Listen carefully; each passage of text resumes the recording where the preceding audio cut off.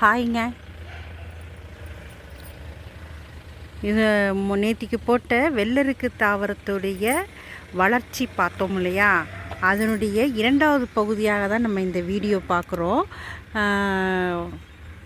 வெள்ளருக்கு வேருடைய பயன்கள்லாம் பார்த்தோம், மருத்துவ குணங்கள்லாம் பார்த்தோம். இப்போ பார்த்திங்கன்னா இதனுடைய பூக்களை பறித்து நம்ம மாலையாக தொடுத்து விநாயகருக்கு போட போடுறோம். விநாயகருக்கு போட்டால் என்ன பலன்கள்லாம் நமக்கு கிடைக்கும் அப்படிங்கிறத பற்றியும், விநாயகர் விரதத்தில் என்னெல்லாம் நம்ம சாப்பிட்லாம் அப்படிங்கிறத பற்றியும் நம்ம இந்த பகுதியில் பார்க்க போகிறோம். வெள்ளருக்கு வேருடைய இலைகள் மூட்டு வலிக்கு பயன்படுத்தப்படுகிறது. அதை கொதிக்கிற நீரில் போட்டு அந்த இலையுடைய சாறு இறங்கிய பின் ஒரு டவலில் இல்லை துண்டில் நம்ம என்ன பண்ணுறோம், அந்த தண்ணியை சூடாக நினச்சி புழிஞ்சிட்டு நம்ம முழங்கால் மூட்டுகள்லையோ, கை மூட்டுகள், கால் மூட்டுகள்லையோ ஒத்தடம் கொடுத்துட்டோம்னா அந்த வலியானது போகக்கூடியது அப்படின்னு சொல்லிட்டு அனுபவமிக்க உண்மை அப்படின்னு சொல்லி நம்ம பார்த்தோம். அடுத்தது வெள்ளருக்கு வேரில் தரைப்பகுதியில் மண்ணுக்கு கீழே இருக்கும், வேர் பகுதியில் வேர்கள் முண்டு முண்டாக பெருசாக வரும். அதை வெட்டி என்ன பண்ணுறாங்க, வெள்ளருக்கு விநாயகர் சிலை வடிக்கிறாங்க, மரத்தாலான சிலை. அது ரொம்ப விசேஷமானதுங்க.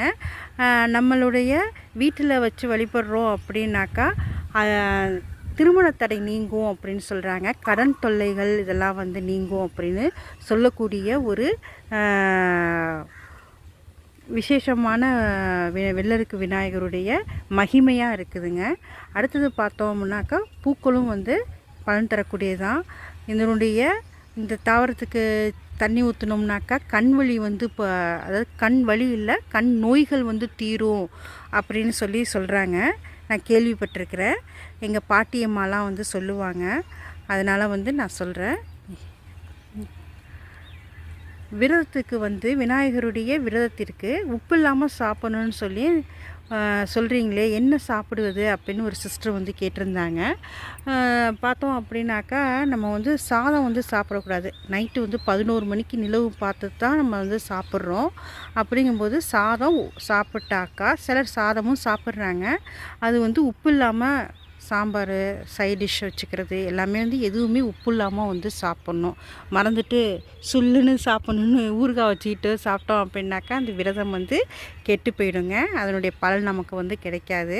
அதனால் பலகாரமாக ஒரு கொழுக்கட்டையாக செஞ்சு விநாயகருக்கு படைச்சிட்டோ, ஒரு நீர் கொழுக்கட்டை பண்ணியோ, கார கொழுக்கட்டை பண்ணி, இல்லை நம்ம ஒரு இடியாப்பம், இல்லை புட்டு, சேமியாவில் பால் ஊற்றி, இப்படி இது போன்ற பலகாரங்களை சில பேர் இனிப்பில் உப்பு போட்டோம் அப்படின்னா கொஞ்சம் தூக்கலாக இருக்கும்னு சொல்லி சாப்பிட்றது வழக்கம்.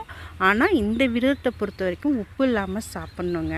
நம்ம அது மாதிரி சாப்பிட்டுட்டு விரதத்தை அன்றைய விரதத்தை முடிச்சுட்டு மறுநாள் தான் நம்ம உப்பு போட்டு எதுவாக இருந்தாலுமே சாப்பிட்டுக்கலாம். அது மாதிரி சாப்பிட்டு நம்ம விரதம் எடுக்கும்போது நமக்கு நல்ல பலன்களை அளிக்கக்கூடியதாக, ஒரு கடன் தொல்லையாக இருக்கட்டும், வீட்டில் இருக்கக்கூடிய பிரச்சனைகளாக இருக்கட்டும், இல்லை திருமண தடையாக இருக்கட்டும், நம்ம இந்த விநாயகரை வெள்ளருக்கு பூக்களை போட்டு மாலையாக தொடுத்து நம்ம இருக்கும் பொழுது நற்பலன்களை நமக்கு கண்கண்ட பலனாக கிடைக்கிறது. நம்ம அடுத்த வீடியோவில் வேறு தாவரங்களை பற்றியும் ஆன்மீக தகவல்களை பற்றி பார்ப்போம். நன்றி.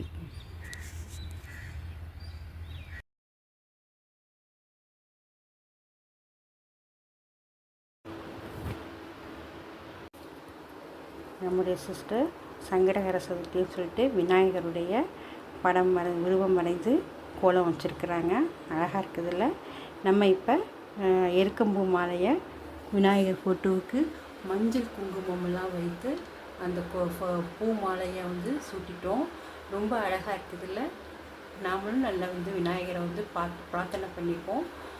நம்ம குடும்பத்தில் மன நிம்மதி இல்லாமல் சண்டை சச்சரவு இருந்தது, நம்ம உறவுகள்கிட்ட, கணவன் மனைவிகிட்ட அந்த மாதிரிக்கெல்லாம் இருந்ததுன்னா ஸ்ரீ சுமுகாய நமக அப்படின்னு தினம் நம்ம மனசுக்குள்ள அதை சொல்லிட்டு வந்தோம்னா நம்ம சமாதானமாகி எல்லோரும் ஒற்றுமையாக இருப்போங்க. நம்ம சாயந்தரம் விநாயகருக்கு கொழுக்கட்டை செஞ்சு வச்சு சாமி கும்பிட்டு நைவேத்தியம் பண்ணி நம்ம சாப்பிடுவோம். நன்றி, வணக்கம்.